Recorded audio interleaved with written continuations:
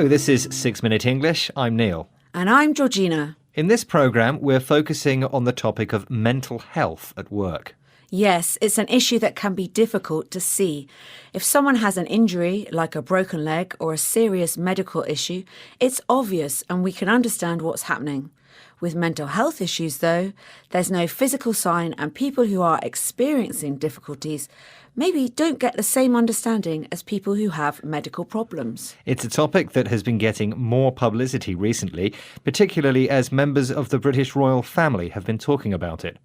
Also, awareness is raised through events such as World Mental Health Day, and that is the topic of our quiz. World Mental Health Day is held every year on October the 10th. It aims to raise awareness of mental health issues and their effects on people's lives.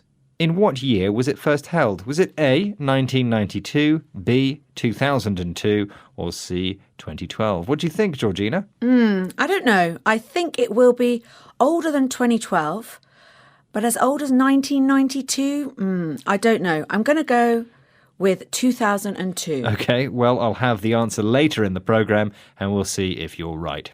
Mental health problems are very difficult personally for those who suffer from them, and they also have an impact on businesses. Paul Farmer is head of the mental health awareness charity Mind. He spoke on the BBC World Service Business Daily programme about this. How much does he say it costs businesses in the UK? We know that the cost of failing to address mental health in business is colossal. In the UK, it costs between 33 and 42 billion pounds a year, about $50 billion, and around about 300,000 people fall out of work every year as a result of poor mental health. So that's a huge cost to workplaces and to individuals. Behind those numbers, though, are the lives of talented, able contributors who often just slide away from the workplace because they don't get the right help and support for their mental health. What figures did Paul Farmer give there?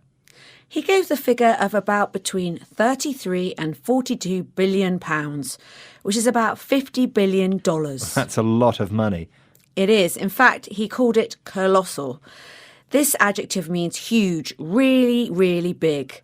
This is the cost to business, he says, of failing to address the mental health issue. Failing to address means ignoring or not dealing with the problems.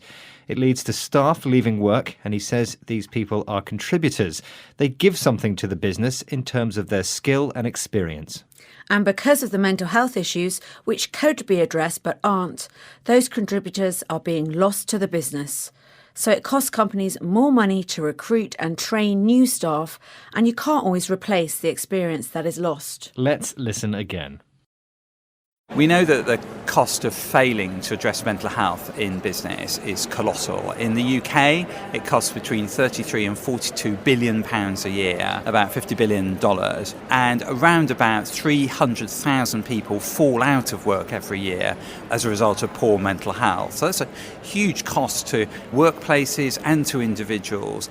Behind those numbers, though, are the lives of talented, able contributors who often just slide away from the workplace because they don't get the right help and support for their mental health.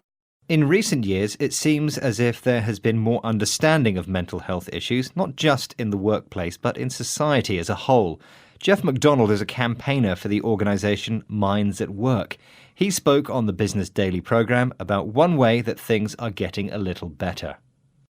I think what's really changed is people telling their stories. And the more stories that we tell, it kind of begins to normalize this. Every single story that we tell is like sending a lifeboat out into the ocean. And the millions and millions of people who are suffering in silence, do you know what they do? They cling onto that lifeboat and they realize they're not alone and they might just be normal. So, because more people are talking about this issue, it begins to normalise it. This means it becomes normal. It's not unusual, strange, or hidden. There are people who suffer in silence. They keep to themselves and hide their problems from others. But because there is more publicity about this topic, they can begin to feel that they are not alone and they don't have to suffer in silence. People sharing their stories are like lifeboats for those who do suffer in silence. In this metaphor, they can cling on to the lifeboats. Right, we are going to have another look at our vocabulary, but first, Let's have the answer to the quiz. When was the first World Mental Health Day? Was it A, 1992, B, 2002, or C, 2012? Georgina, what did you say? I thought it was 2002. It was actually earlier, 1992. Now, a review of our vocabulary. Failing to address is a phrase that means ignoring a problem or not trying to help with a problem. Something colossal is very, very big.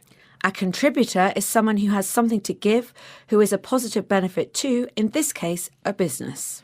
Then we have the verb to normalise, meaning to make something normal. Someone who suffers in silence doesn't talk about their problems and may hide them from others. And finally, if you cling on to something, you hold on to it tightly. You don't want to let it go.